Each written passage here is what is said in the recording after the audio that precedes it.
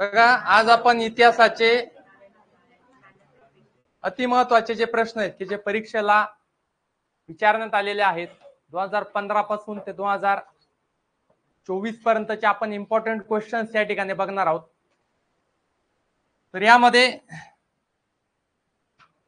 बघा, पहिला प्रश्न आहे आपला की इंग्रज व मराठ्यांमध्ये किती वेळा युद्ध झालं. तर इंग्रज आणि मराठ्यांमध्ये 3 वेळा युद्ध झालं. मग ते युद्ध कधी कधी झालं, तर पहिले इंग्रज मराठा युद्ध झालं 1775 ते 1782. या पहिल्या इंग्रज मराठा युद्धांमध्ये जे विजयी झाले ते विजयी होते पेशवे. कोण विजयी झालं? पेशवे.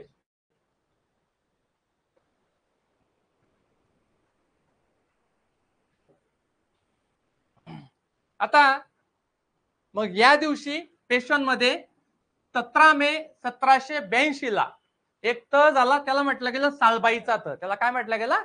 सालबाईचा तह. तर प्रश्न विचारला तो की सालबाईचा तह कोणत्या वर्षी आला, तर 1782 ला झाला. मग त्याच्यानंतर दुसरे इंग्रज मराठा युद्ध झाले. या ठिकाणी करेक्शन करायचंय, 1803 ते 1805, कारण की दुसरं आहे ना. तर 1803 ते 1805 मध्ये हे दुसरं इंग्रज आणि मराठा युद्ध झालं आणि त्यामध्ये मराठे हारले. युद्ध कोणी जिंकलं? इंग्रजांनी जिंकलं, बरोबर. आणि मग तिसरं आणि निर्णायक युद्ध झालं की ज्यामध्ये मराठी सत्तेचा संपूर्णपणे शेवट झाला. तिसरं युद्ध इंग्रज आणि मराठ्यांमध्ये झालं 1817 ते 1818. या ठिकाणी 1818 मध्ये मराठी सत्तेचा जो झाला तो अंत झाला, पेशवाईचा पण त्या ठिकाणी शेवट झाला. तसे 3 युद्ध सगळ्यात महत्वाचे. पहिलं युद्ध कधी संपलं? 1782 ला. त्या ठिकाणी तह झाला सालबाईचा तह. आलं लक्षामध्ये? मग दुसरे युद्ध कधी संपलं? 1803 ते 1805. या ठिकाणी 1802 ला एक वसईचा तह झाला होता. कोणता तह झाला होता? वसईचा तह. आणि मग तिसरे इंग्रज मराठी युद्ध झाले 1817 ते 1818. आणि 1818 मध्ये मराठी सत्तेचा अंत झाला. प्रश्न विचारला तो की मराठी सत्तेचा अंत कधी झाला, तर 1818 ला झाला. आता वसईचा तह कोणत्या साली झाला असा प्रश्न आला, तर वसईचा तह झाला 31 डिसेंबर 1802 साली झाला. कोणता तह झाला? हा वसईचा तह. मग आता कोणामध्ये झाला, तर वसईचा तह हा 31 डिसेंबर 1802 रोजी मराठा साम्राज्यातील दुसरे बाजीराव. मराठा साम्राज्यामध्ये पेशव्यांमध्ये 2 बाजीराव होते, पहिला बाजीराव आणि दुसरा बाजीराव. हा जो वसईचा तह झाला आहे तो दुसऱ्या बाजीराव सोबत झालेला आहे. दुसरे बाजीराव आणि ब्रिटिश ईस्ट इंडिया कंपनी यांच्यात हा वसईचा तह झाला. हा तह होण्याचं एक कारण होतं. आता बघा, हा वसईचा तह कधी झाला? 1802 ला.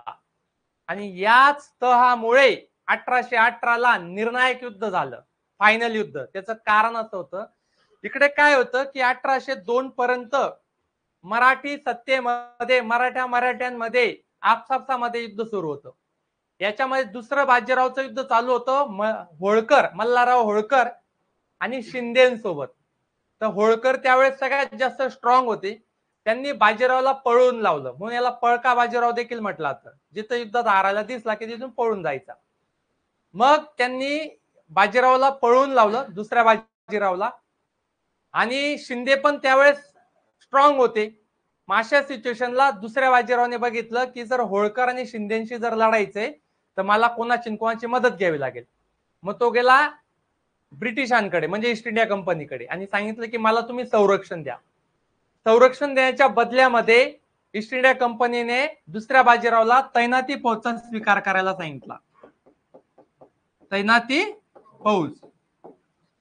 आता ही जी तैनाती फौज जी आहे ती लॉर्ड वेलेस्लीने तयार केली होती. या फौजचं असं असायचं की तैनाती फौज म्हणजे ब्रिटिशांचे ईस्ट इंडिया कंपनीचे काही सैनिक आपल्या राज्यात घ्यावे लागायचे.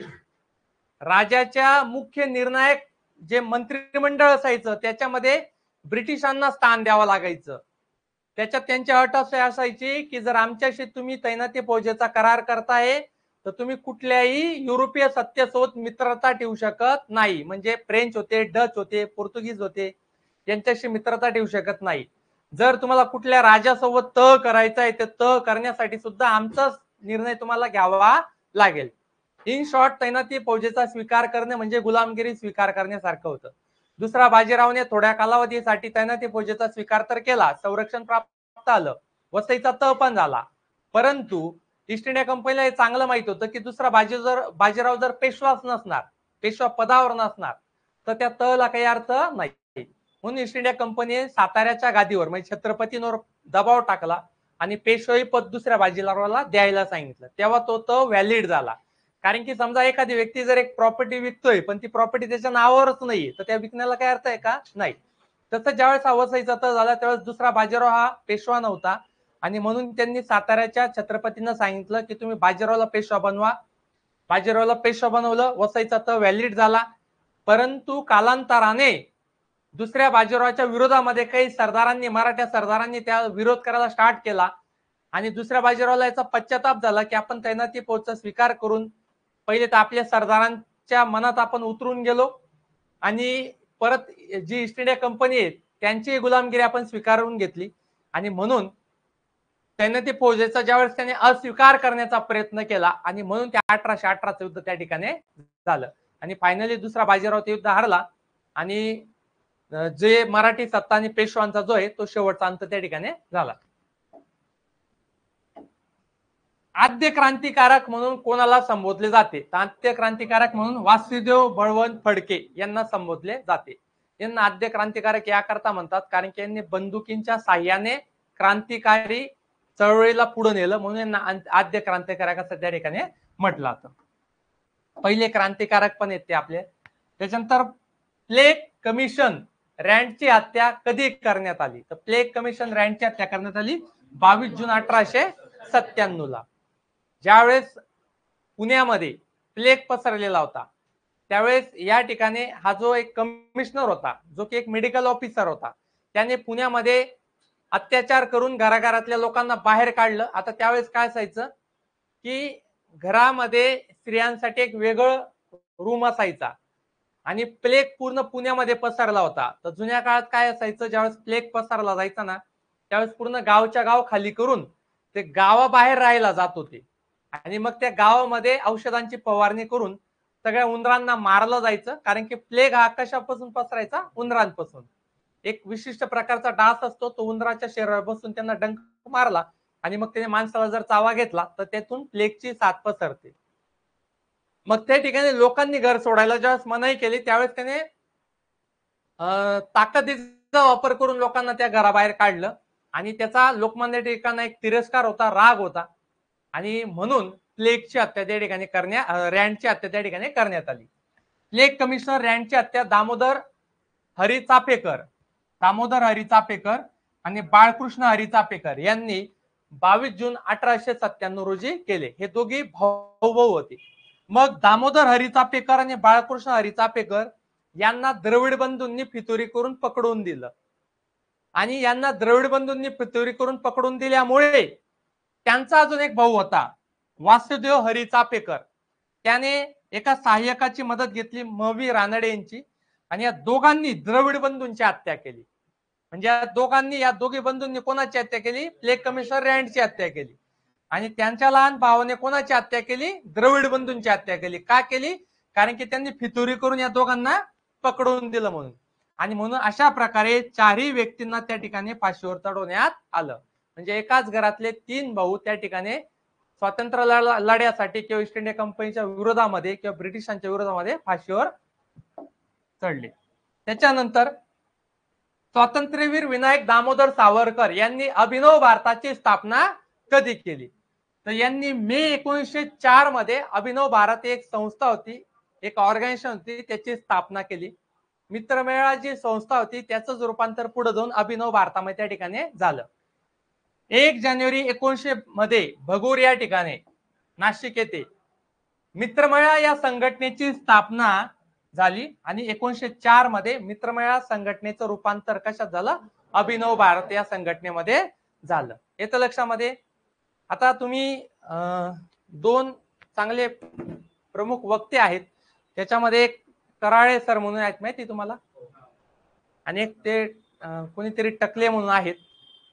तर ते टकले जे ते प्रवक्ता आहेत, जागोजागी जाऊन ते भाषण वगैरे देत असतात. आणि एक कराळे सर असतात.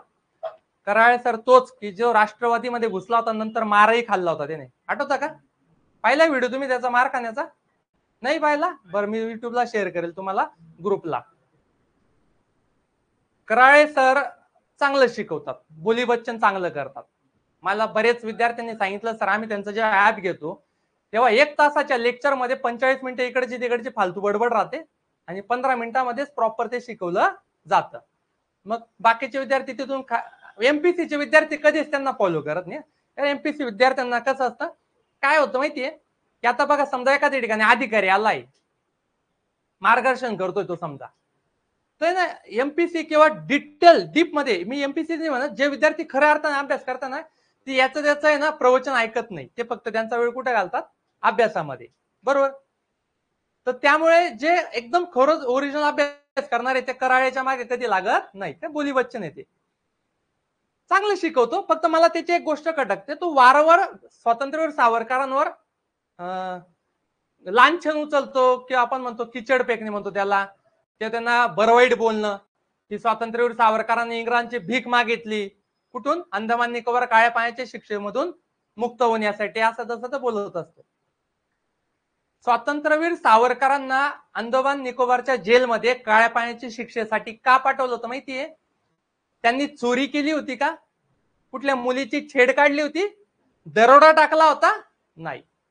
तर काळ्या पाण्याची शिक्षा अशा व्यक्तीला दिली जायची की ज्यावेळेस इंग्रजांना, ब्रिटिशांना वाटायचं की हा व्यक्ती आपलं संपूर्ण साम्राज्य उलथवून टाकू शकतो, अशाच व्यक्तीला काळ्या पाण्याच्या शिक्षेमध्ये पाठवलं जायचं. जे बाकीचे जे नेते होते त्यांना इथं जवळ कुठेतरी एरवाडा, अहमदनगरच्या जेलमध्ये, औरंगाबादच्या जेलमध्ये, पण ज्या माणसापासून इंग्रजी सत्तेला खरा धोका वाटायचा अशाच माणसाला काळ्या पाण्याच्या शिक्षेसाठी पाठवलं जायचं. आणि स्वातंत्र्यवीर सावरकरांना ती काळ्या पाण्याची शिक्षा झाली. बरं, त्यांनाच नाही, त्यांचे जे मोठे बंधू होते त्यांना सुद्धा काळ्या पाण्याची शिक्षा झाली होती. आणि ते सुद्धा ते कुठे होते? अंदमान निकोबारच्या सेल्युलर जेलमध्ये होते. म्हणजे दोघी बंधू, एका घरातले 2 भाऊ कुठे गेले? अंदमान निकोबारच्या जेलमध्ये. का? इंग्रजी सत्तेला वाटतं की हा व्यक्ती असा आहे की तो आपली पूर्ण सत्ता उलटवून टाकू शकतो. आणि हा कराळे हरामखोर त्याच्याबद्दल म्हणतो की यांनी भीक मागली तिथून सुटण्यासाठी. आता बरं, स्वातंत्र्यवीर सावरकरांना जवळजवळ 35 ते 40 वर्षाची शिक्षा झाली होती. आता ही जी काळ्या पाण्याची शिक्षा, याला काळ्या पाण्याची शिक्षा का म्हटलं तर? कारण की नरकाहून भयानक शिक्षा होती. म्हणजे एका अशा छोट्याशा रूम मध्ये ठेवलं जायचं, त्या रूम मध्ये पूर्णपणे अंधार असायचा, अंधार फक्त. म्हणजे त्यांना प्रकाशामध्ये प्रकाश बघायला भेटत नव्हता, पूर्णपणे अंधार असायचा. आणि त्या अंधारामध्ये त्यांना ठेवलं जायचं. जेवायला त्यांना जे उंदराशे कुरतडतात ना पोळ्या, त्या कुरतडलेल्या पोळ्या आणि भाजीमध्ये आळ्या पडलेल्या असायच्या, असं जेवण त्यांना दिलं जायचं.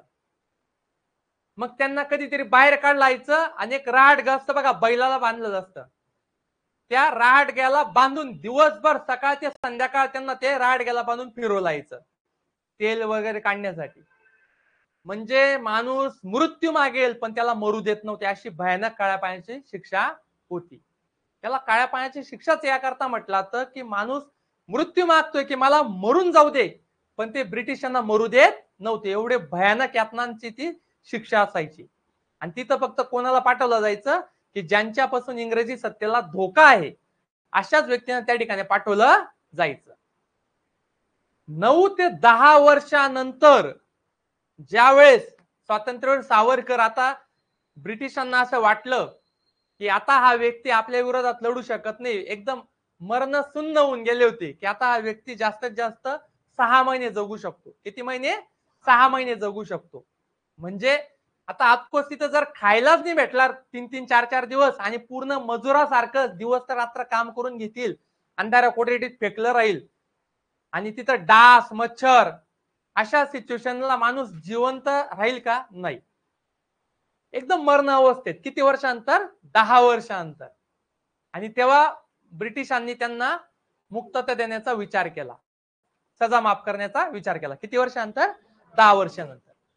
मग त्यांना त्यांच्या रत्नागिरी या ठिकाणी स्थानबद्ध करण्यात आलं. म्हणजे ते एकाच घरात राहतील आणि त्यांच्या अवतीभोवती ईस्ट इंडिया म्हणजे ब्रिटिशांची संरक्षक राहतील, तिथे त्यांच्यावर लक्ष ठेवून राहतील की त्यांना कोण येतंय भेटायला, कोण जातंय, त्यांच्या घरून कोणतं पत्र बाहेर लिहिलं जातं, हे सगळं असं त्यांना स्थानबद्ध त्या ठिकाणी नजरकैद आपण त्याला म्हणतो तसं ठेवण्यात आलं होतं. बरं, मग आता त्यांना 9-10 वर्षानंतर सोडण्यात येईल. तर ज्यावेळेस सोडण्यात आलं ना त्यावेळेस एक फॉर्मॅट असतो, ब्रिटिशांचा एक फॉर्मॅट असायचा.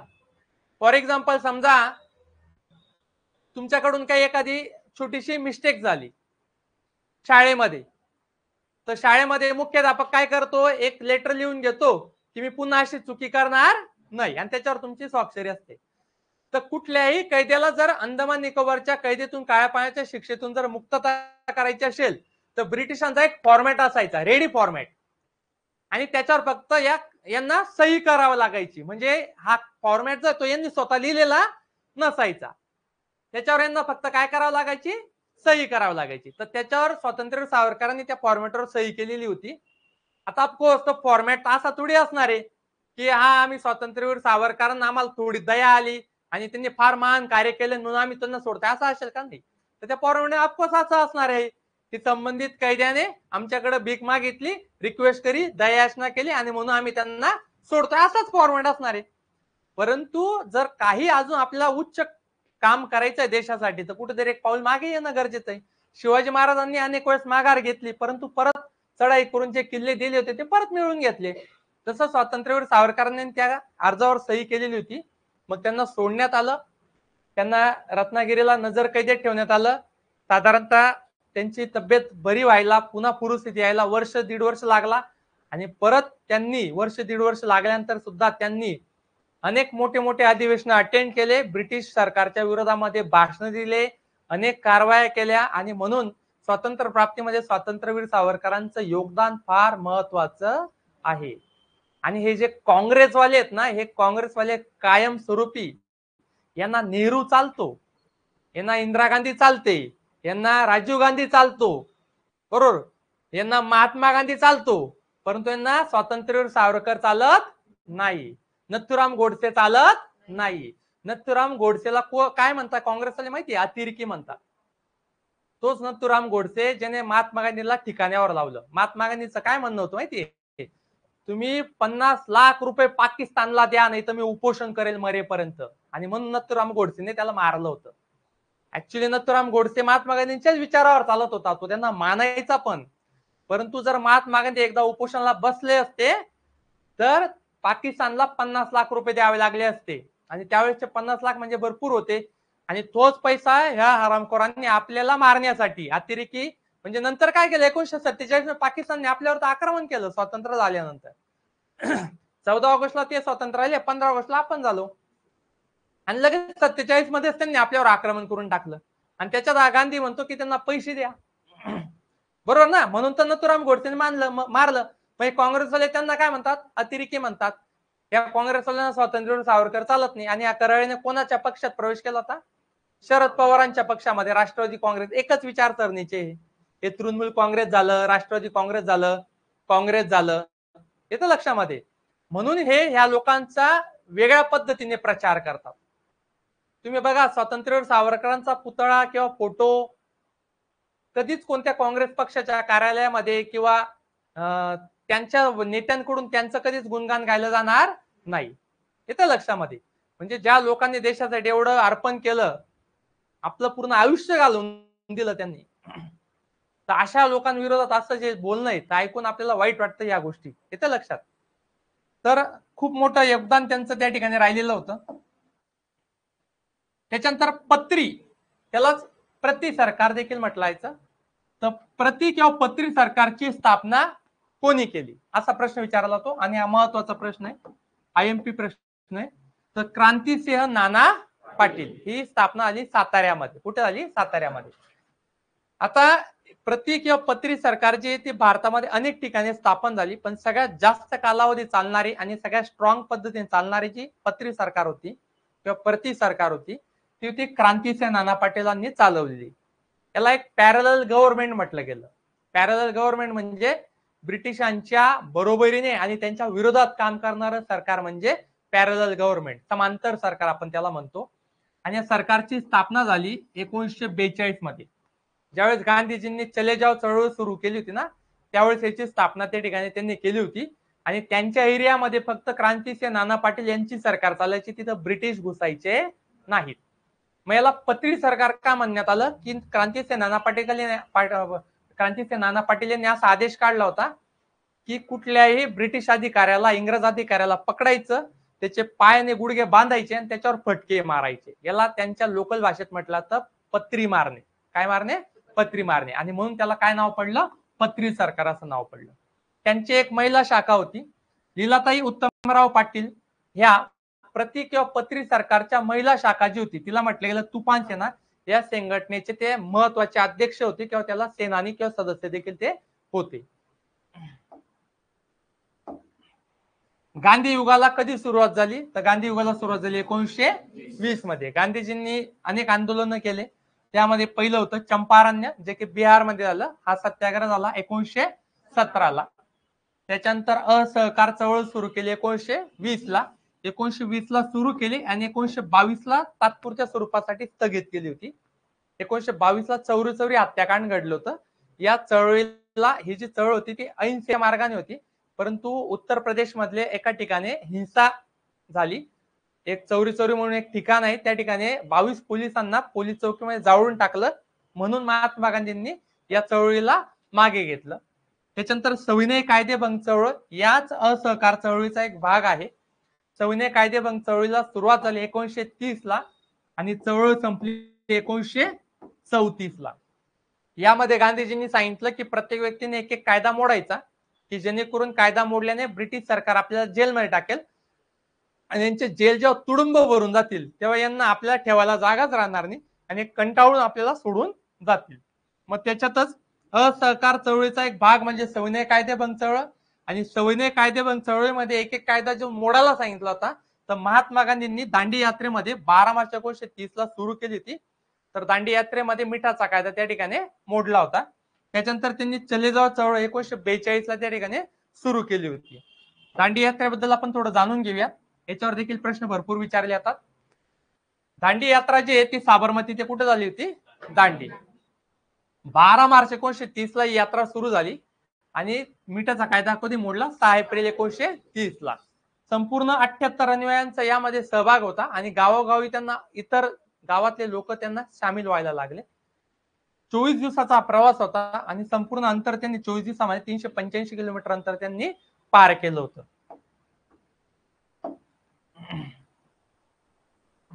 द्विभाषिक मुंबई राज्याची स्थापना कधी झाली? तर द्विभाषिक मुंबई राज्याची स्थापना झाली 1 नोव्हेंबर 1956 साली. यामध्ये गुजराती आणि मराठी भाषिकांचं जे राज्य होतं त्या राज्याला मुंबई राज्य असं म्हणण्यात आलं. परंतु नंतर त्या ठिकाणी काही वाद निर्माण झाले मराठी आणि गुजरातीमध्ये, म्हणून तिथं विभक्त करण्यात आलं आणि मग स्वतंत्र महाराष्ट्राची स्थापना करण्यात आली. कधी केली ती? 1 मे 1960 ला केली आणि याच दिवशी गुजरात राज्याची पण स्थापना झालेली आहे. 1942च्या चळवळीत मुंबई येथे काँग्रेस रेडिओ, त्याला आझाद रेडिओ देखील म्हटलं जातं, हे सिक्रेट रेडिओ स्टेशन कोणी चालवले? तर हे चालवले उषा मेहता, विठ्ठलभाई जवेरी, चंद्रकांत जवेरी आणि बाबूभाई ठक्कर यांनी. हे सिक्रेट रेडिओ स्टेशन जे होतं ज्याला काँग्रेस रेडिओ किंवा आझाद रेडिओ देखील म्हणण्यात आलं. 1942च्या काळामध्ये हे चालवलं होतं. 1942 ला गांधीजींनी जी चले जाव चळवळ सुरू केली होती, तर त्याच्या बातम्या, इंग्रजांचे अत्याचार, इंग्रज कसं भारतीय लोकांचं शोषण करत आहे, तर याच्या सिक्रेटली बातम्या ज्या आहेत ते रेडिओ स्टेशनवरून पसरवल्या जायच्या. म्हणजे त्या काळात काय होतं, घरोघरी रेडिओ तर होते, परंतु या रेडिओवर ह्या बातम्या कोणत्या ठिकाणावरून चालतायत हे ब्रिटिशांना माहिती नव्हतं.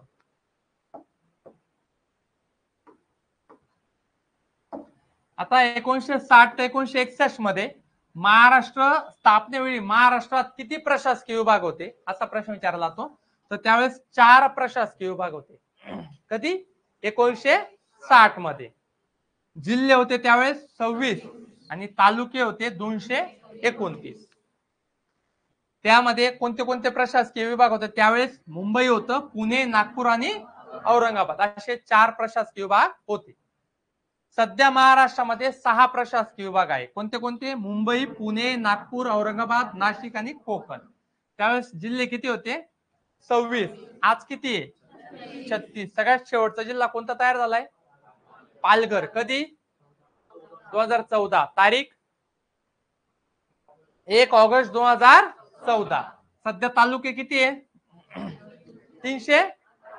लक्षात ठेवायचं, जर असा प्रश्न आला की सध्या तालुके किती, तर तालुके 355. किती आहेत? 355. जर असा शब्द आला की प्रशासकीय तालुके किती, प्रशासकीय तालुके, तर प्रशासकीय तालुके 358. मुंबईमध्ये व्यवहार सांभाळण्यासाठी, प्रशासकीय विभाग सांभाळण्यासाठी त्या ठिकाणी मुंबई शहराचे 3 वेगवेगळ्या विभागांमध्ये विभाजन करण्यात आलेले आहे. त्यालाच प्रशासकीय तालुके असं म्हटलं जातं. तर सध्या जिल्हे आहेत 36. फक्त असा प्रश्न आला तालुके किती, तर 355. प्रशासकीय तालुके किती? 358.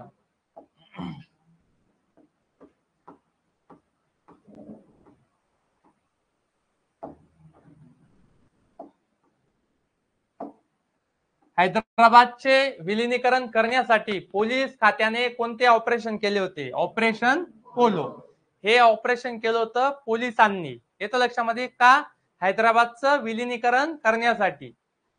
15 ऑगस्ट 1947 ला भारत स्वतंत्र झाल्यानंतर 3 संस्थानं स्वतंत्र होती, म्हणजे ते भारतामध्ये विलीन झालेली नव्हती.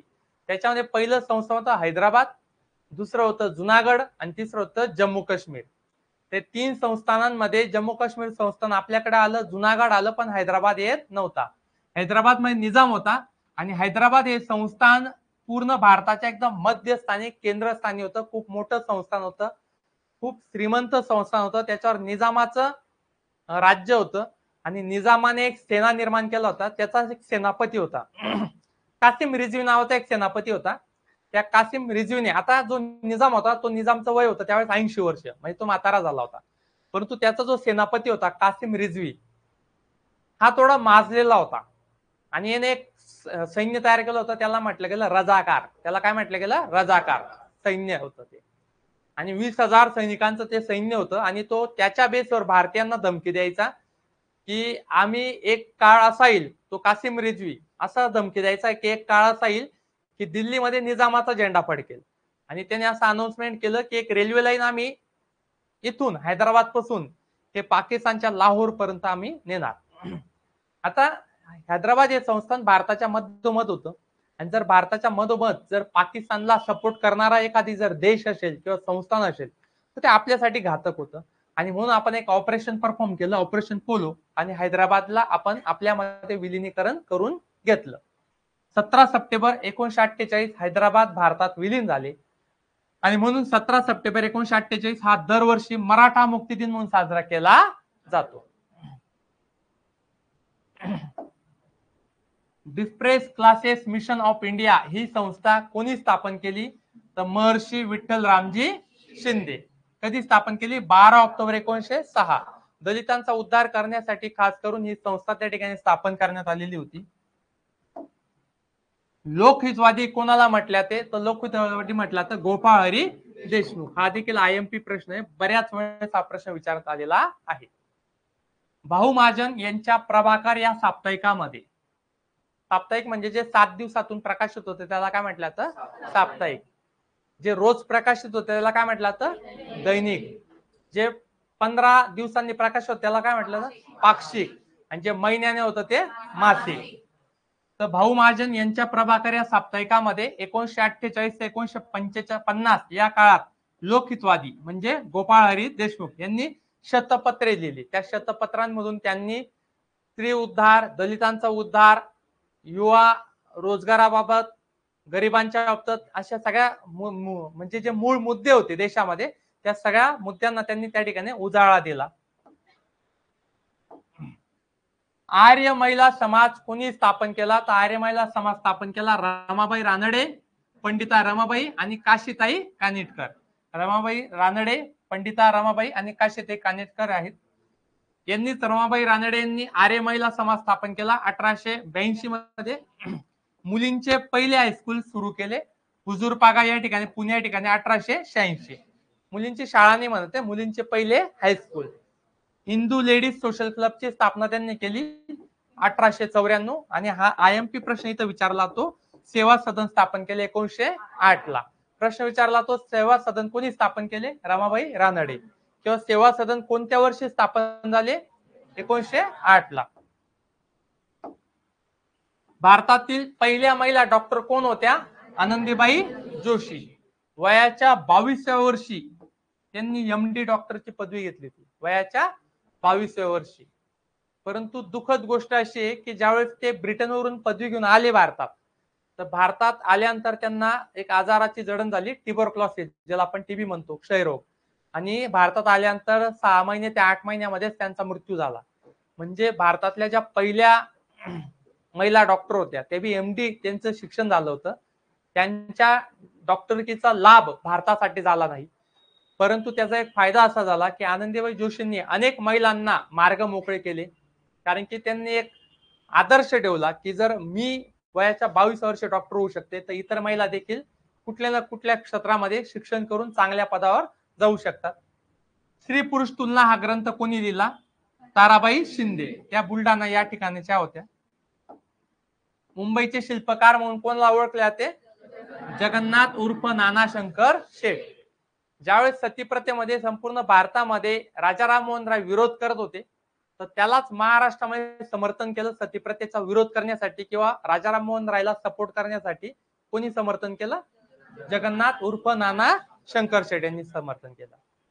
ज्यावेळेस राजा राममोहन राय यांनी ब्रिटनच्या राणीला आणि ब्रिटनच्या संसदला सतीप्रथे विरोधात कायदा तयार करण्यासाठी एक पत्र लिहिलं, तर त्या पत्रामध्ये खाली जी स्वाक्षरी केली होती सपोर्टिंग म्हणून, समर्थन म्हणून, ती होती नाना जगन्नाथ शंकर शेठ. आणि यांनी सतीप्रथेला विरोध केला. तर त्यावेळेस प्रश्न असा विचारला जातो की सतीप्रथेला विरोध करणारे खालीलपैकी कोण कोण होते? तर पहिला पर्याय होता, म्हणजे पहिला एक लाईन असते ए राजा राममोहन राय, दुसरी लाईन असते नाना शंकर शेठ, तिसरी लाईन असते लॉर्ड विलियम बेंटिक. आणि खाली 4 पर्याय असतात, कोणतं बरोबर? ए आणि बी, बी आणि सी, वरीलपैकी सर्व बरोबर, वरीलपैकी एक नाही. तर उत्तर काय ना? वरीलपैकी सर्व बरोबर. सतीप्रथा विरोध करण्यासाठी 3 लोक फार प्रमुख होते. लॉर्ड विलियम बेंटिक, त्यांनी एक कायदा पास केला 1829 मध्ये, सतीप्रथा विरोधी कायदा. त्याच्यानंतर राजा राममोहन राय आणि नाना शंकर शेठ. आणि यांना मुंबईचे शिल्पकार याकरता म्हटलं तर कारण की मुंबईमध्ये बरेच हॉस्पिटल, कॉलेज वगैरे ज्या ज्या गोष्टी सुधारणांच्या गोष्टी, त्याच्यामध्ये सगळ्यात मोठी जी फंडिंग होती ती कोणाची होती? नाना शंकर शेठ यांची होती. त्याच्यानंतर मुंबईमध्ये ज्यावेळी डलोजीने रेल्वे आणली, कधी आणली? 1853, 16 एप्रिल 1853. तर त्या पहिली रेल्वे ज्यावेळेस धावली, तर त्या रेल्वेमध्ये जे बसलेले व्यक्ती होते ते कोण होते? नाना शंकर शेठ. पहिली मुलींची शाळा कधी सुरू झाली? 1 जानेवारी 1848. कुठे? पुणे. कोणी सुरू केली? सावित्रीबाई फुले आणि महात्मा ज्योतिराव फुले. सत्यशोधक समाजाची स्थापना कधी झाली? 24 सप्टेंबर 1873. IMP क्वेश्चन साहेब बऱ्याचदा विचारण्यात आला आहे. याचे जे संस्थापक होते ते होते महात्मा ज्योतिबा फुले. महाराष्ट्रातील तसेच भारतातील पहिली स्त्री शिक्षिका व मुख्याध्यापिका कोण होत्या? सावित्रीबाई फुले. ज्यावेळेस सावित्रीबाई फुले ज्यावेळेस शिकवण्यासाठी जायच्या शाळेवर, तर जाताना रस्त्यावरून लोक जे होते त्यांना शेण फेकायचे अंगावर, गारा फेकायचे, त्यांना दगड मारायचे. तर शाळेपर्यंत जाता जाता त्यांची साडी खराब होऊन जायची. तर त्यांनी महात्मा ज्योतिराव फुलेंना सांगितलं की कुठेतरी मला एक डिमोटिवेट होतंय की बाबा मी कस काय, हे लोक एवढं विरोध करताय, गेल्यानंतर माझ्या अंगावर एवढे घाण असते, तर मी कस काय शिकवणार शाळेत गेल्यानंतर. तर महात्मा ज्योतिराव फुलेंनी सांगितलं, रोज जाताना एक एक्स्ट्रा साडी ठेवायची. जेव्हा तू इकडून जाताना ती साडी खराब होणार चिखलाने, शेणाने, तर शाळेत गेल्यानंतर ती साडी बदलायची आणि शिकवायला उभं राहायचं, परंतु माघार घ्यायची नाही. आणि त्याचमुळे आज स्त्री शिक्षणाला एवढं त्या ठिकाणी मुभा भेटली आणि स्वातंत्र्य मिळालं. सार्वजनिक काका कोणाला म्हटले जाते? तर सार्वजनिक काका गणेश वासुदेव जोशी यांना म्हटले जाते. केसरी व मराठा हे वृत्तपत्र कधी सुरू झाले? तर 1881 ला लोकमान्य टिळकांनी केसरी आणि मराठा हे 2 वृत्तपत्र त्या ठिकाणी सुरू केले. त्या ठिकाणी केसरीचे जे संपादक होते ते होते गोपाळ गणेश आगरकर. हा केसरी जो होता तो मराठी भाषेतून होता. आणि इंग्रजी जो वृत्तपत्र होतं ते होतं मराठा, आणि त्याचे संपादक होते लोकमान्य टिळक. हा इंग्रजी भाषेतून होता. तर केसरी हा मराठी भाषेतून आणि मराठा हा इंग्रजी भाषेत होता. केसरीचे संपादक होते गोपाळ गणेश आगरकर आणि मराठ्याचे संपादक होते लोकमान्य टिळक. आता याच्यात काय होतं की गोपाळ गणेश आगरकर आणि लोकमान्य टिळक हे ना खूप चांगले मित्र होते, परंतु दोघांचे जे विचार होते ते वेगळे होते. लोकमान्य टिळक क्रांतिकारी विचारांचे, जहालवादी विचारांचे, आणि गोपाळ गणेश आगरकर महात्मा गांधींच्या विचारावर चालणारे होते. तर गोपाळ गणेश आगरकरांचं असं म्हणणं होतं की पहिले गरिबांची परिस्थिती सुधारायला पाहिजे, आणि लोकमान्य टिळकांचं म्हणणं होतं की आपल्याला राजनैतिक स्वातंत्र्य प्राप्त झालं पाहिजे, म्हणजे पहिले आपण राजनीतीमध्ये घुसायचं आणि मग त्याच्यातून लोकांची परिस्थिती आपण सुधारायचं. आणि गोपाळ गणेश आगरकरांचा त्याला विरोध होता, म्हणजे दोघांची विचारसरणी काय होती, वेगळी होती. आणि थोड्याच दिवसामध्ये गोपाळ गणेश आगरकरांनी 5 ते 6 वर्षांतर केसरी या संपादक पदाचा त्यांनी राजीनामा दिला आणि ते लोकमान्य टिळकांपासून विभक्त झाले. डॉक्टर बाबासाहेबांचे पूर्ण नाव काय होते? भीमराव रामजी सपकाळ उर्फ अंबावडेकर. त्यांचा जन्म झाला 14 एप्रिल 1891 ला महू मध्य प्रदेशमध्ये. त्यांचे जे वडील होते ते सैन्यामध्ये सुभेदार होते आणि विविध ठिकाणी त्यांची ड्युटी असायची. तर आंबेडकरांचा जन्म कुठे आला? महू मध्ये. कधी? 14 एप्रिल 1891 ला. त्यांचं मूळ गाव होतं आंबडवळे, तालुका होता मंडणगड, जिल्हा होता रत्नागिरी. आईचे नाव होते भीमाबाई आणि प्रथम पत्नी होते त्यांच्या रमाबाई. रमाबाईंच्या मृत्यूनंतर द्वितीय पत्नी त्यांच्या झाल्या शारदा कबीर उर्फ सविता आंबेडकर. ह्या एक ब्राह्मण विदुषी होत्या. विदुषी म्हणजे विधवा. तर त्यानंतर त्यांनी दुसऱ्या पत्नीसोबत विवाह केला. आंबेडकर हे आडनाव त्यांच्या गुरुजींनी कृष्णाजी केशव आंबेडकर यांनी त्यांना दिलेले होते, म्हणजे त्यांच्या शिक्षकाचं सरनेम त्यांनी त्या ठिकाणी लावलेलं होतं. अशा पद्धतीने हे आयएमपी क्वेश्चन्स आहेत. मी जेवढेही तुम्हाला आयएमपी देतोय ते सगळे एका वहीमध्ये लिहून घ्यायचे. आपण विज्ञानाचे 2 पार्ट बघितले, लिहिले का ते सगळे? त्याच्यानंतर हिस्ट्रीचा बघितला. तर हे जेवढे मी इम्पॉर्टन्स क्वेश्चन्स देतोय एवढे जरी केले तरी बऱ्यापैकी तुमचा 70% सिलेबस तुमचा त्या ठिकाणी कव्हर होऊन जाणार आहे, कारण की हेच क्वेश्चन्स वारंवार फिरवून त्या ठिकाणी विचारले जातात. थोड्या वेळाने ही पीडीएफ मी तुम्हाला शेअर करेल, तर ती सगळी तुम्ही घरी जाऊन त्या ठिकाणी लिहून घ्यायची. आपण याच्यात हिस्ट्रीमध्ये पार्ट 2 बघतोय आता, पेशवांसाठीचा. कशासाठीचा? पेशवांसाठीचा.